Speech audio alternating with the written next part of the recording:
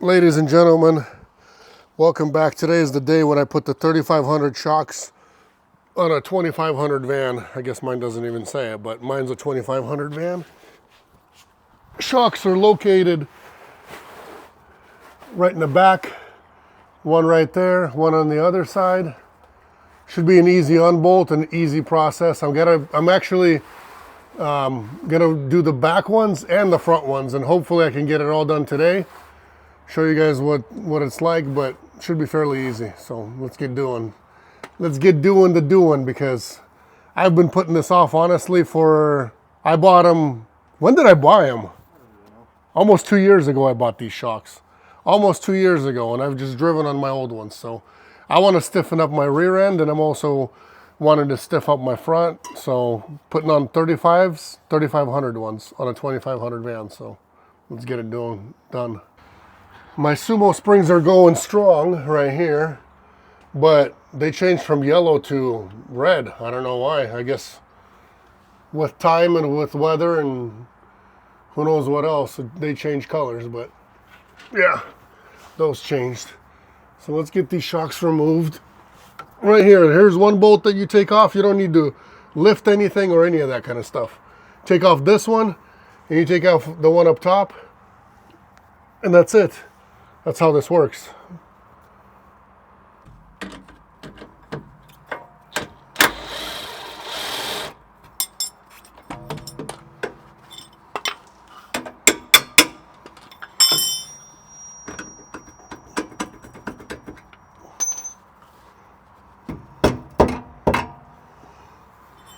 That's it. Now for the top. Top looks bigger than 18. Top looks bigger than 18.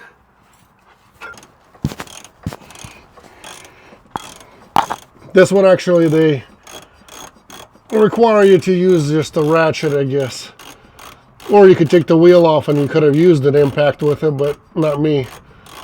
I just used my cheater bar and a ratchet. So this comes off, then you put the new one on, tighten it up, and you're done with the rear shocks. These are very easy.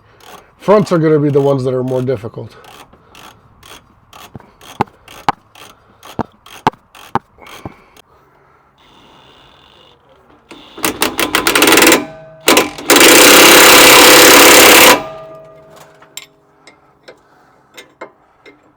First one's in, boys and girls.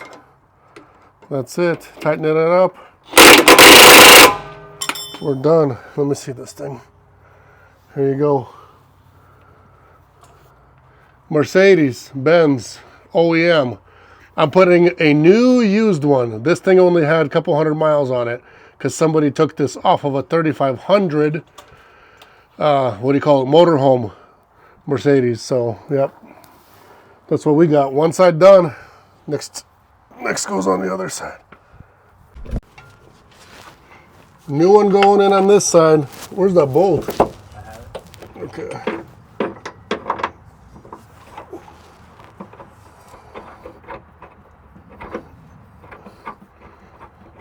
Here, I'll screw it in. You can start working on the bottom. Then you just push this in. Stick it right in here. It's supposed to wear eye protection, but I don't know. Who wears eye protection these days?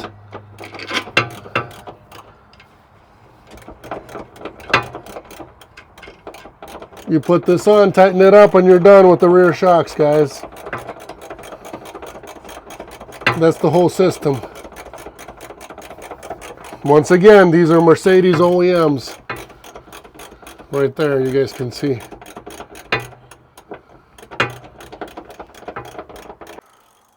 Checking the stiffness.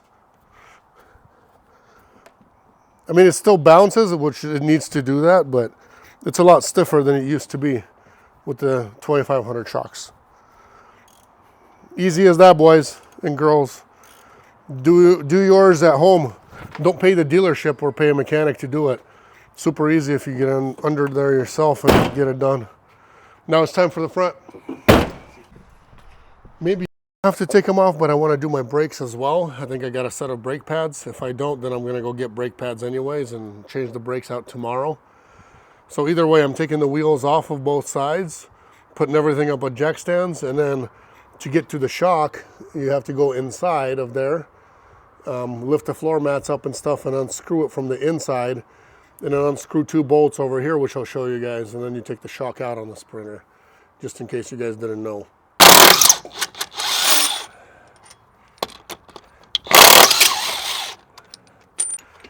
So on the inside on the Sprinter, under the floor mat, you'll find something that looks like this with one of these on here. It stays like that. And then you got a 24-inch nut on here that holds that shock. So I used my impact with a wobble, took that right off. Now it's time to hit the bottom, and the bottoms are, I'll show you guys what the bottom looks like. I'll leave that there, safe spot. Bottoms are right here. What are these, 24s as well? No, 21. 21? 21 here, the other one, you gotta use a ratchet wrench or something. 21. And that one's is probably going to be the 17, or I'll tell you guys here in a second.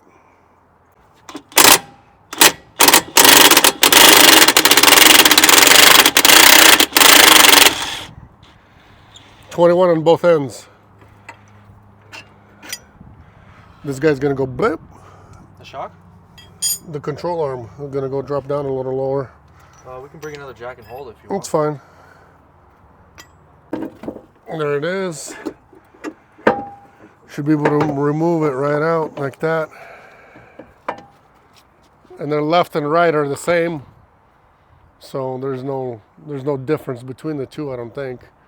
Just put it on and that's it. This one's the bad one, really.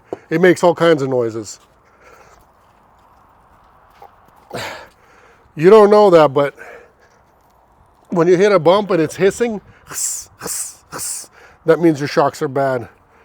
These ones are Bilstein, whatever, assembled in Mexico. Well, I've got the actual Mercedes OEMs as well. We'll stick those on here. From a 3500 as well. So it's simple. You just push the top in through the top, and then you got your 2 bolts that will be right here, like this. And you put the bolts in. Where are they? And put this hub assembly back on, and you're good. You bolt it in and you're done. I've got the bolts here. No. Got one. Got the nut. Where's the second bolt? Oh. Right here. Should just go right in. You wiggle it. A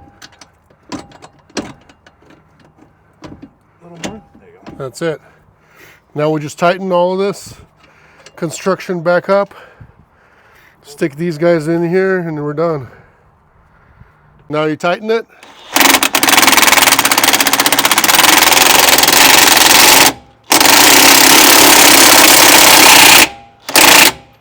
Tighten the bottom. Seriously? Oh!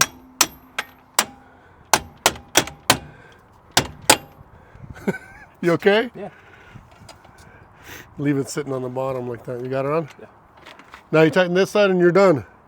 That's how you put the shocks on and replace them all by yourself, guys. All by yourself. You could do this in a Walmart parking lot or really on the side of the road anywhere.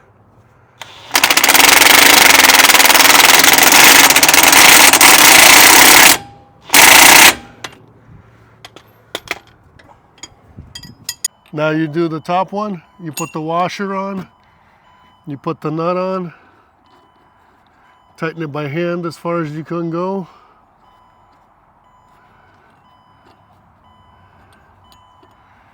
And then you use the impact and you tighten it with the impact and then you're done.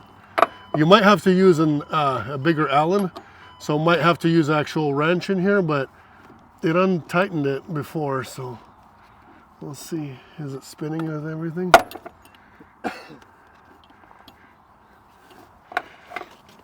You might have to use an Allen key in here too to hold it and then actually tighten it with a regular wrench too. But it did untighten right away just with the impact, so we'll see. Time for side number 2. Got to raise your stuff. But hey guys, after you do replace the shocks, you do have to go take in the van for an alignment. So alignment is a must because your camber gets messed up on here. Because there's a big play where the bolts go and tighten up over here. So they can go in more or out more. This causes your wheel camber to be messed up. So alignment is a must after this, after changing the shocks. And on here, you do have to, when you're tightening it, you do have to stick an Allen wrench in here. Or a T. Either Allen key or a T. Forgot which size it was that we used. Which size did we use on that, Daniel? Do you know? What? Did you take it out of there? What? So the T45, just so you guys know, if you do need to purchase something, T45 or an Allen wrench, which Allen wrench I didn't have the right size, but I did have the T's. T45 works just fine for that. When you're tightening the shock back up.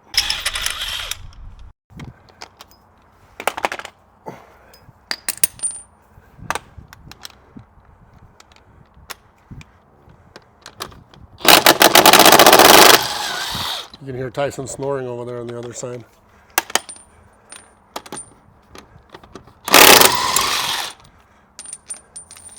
Other side only has 5 bolts. One of them went bad. I think so it doesn't go bad, you have to put some of that grease on here.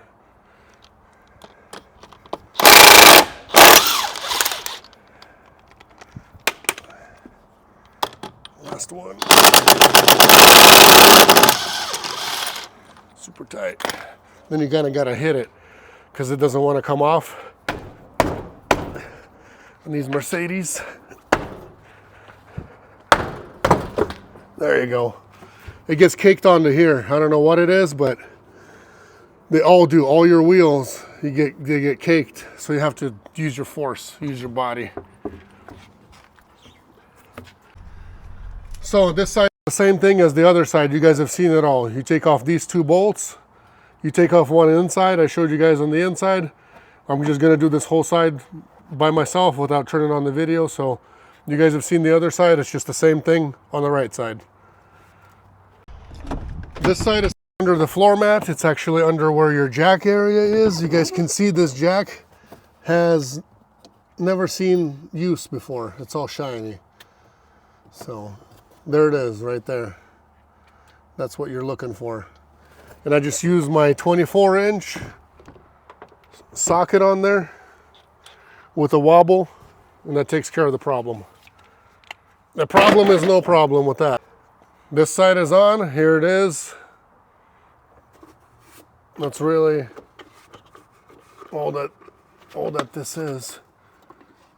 Does this play that much? Was it playing? What? This thing? Did it have that much play? Oh, we haven't tightened it up yet. Whoops. Got to tighten up the inside and then we're done. So tomorrow this thing's going in for alignment. Here's the Sumo springs right here. The originals were like probably 1, 2, about that big. This is this big. So this is what keeps your van from swaying everywhere. So I got them in the back and I got them in the front. It was about a $600 setup, guys, but super easy to put on. You just do it yourself. A nut right here, we'll take them, put them on and off. It's super easy. I checked all my ball bearings, you know, that kind of stuff. So anything that has movement in it, still good. Don't feel anything in here, so we're still good with that. Brake pads were actually good.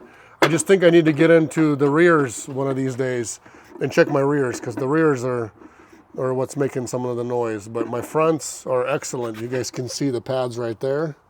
See how fat that is?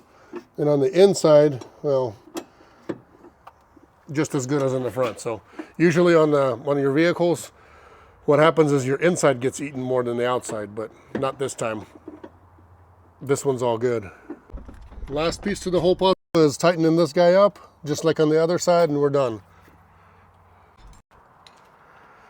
That's it, ladies and gentlemen. That's a wrap with this one.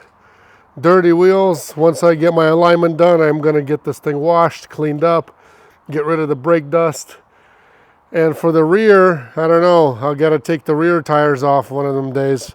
Check the pads in the rear. I think I got to replace the brake pads in the rear.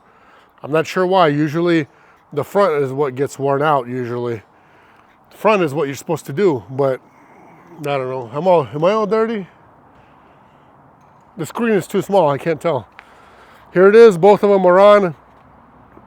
And once the alignment is done, I got a set of tires just like this. Lion Claw ATX2.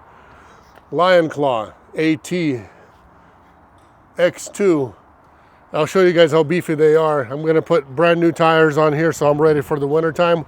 That way I'm ready to go off-roading because I do a lot of those specialty loads going in the middle of nowhere. So I should be ready for that with new tires, new alignment, new shocks from a 3500. We should be rolling after the alignment's done. So can't wait for that. That's tomorrow. I'm dropping it off at O'Reilly. Not O'Reilly, what am I talking about? Tire-Rama. Tire-Rama here in town. They do it for $109 for alignment. So $109.95. God bless you guys. Take care. We'll see each other next time. I'm going to go wash my hands.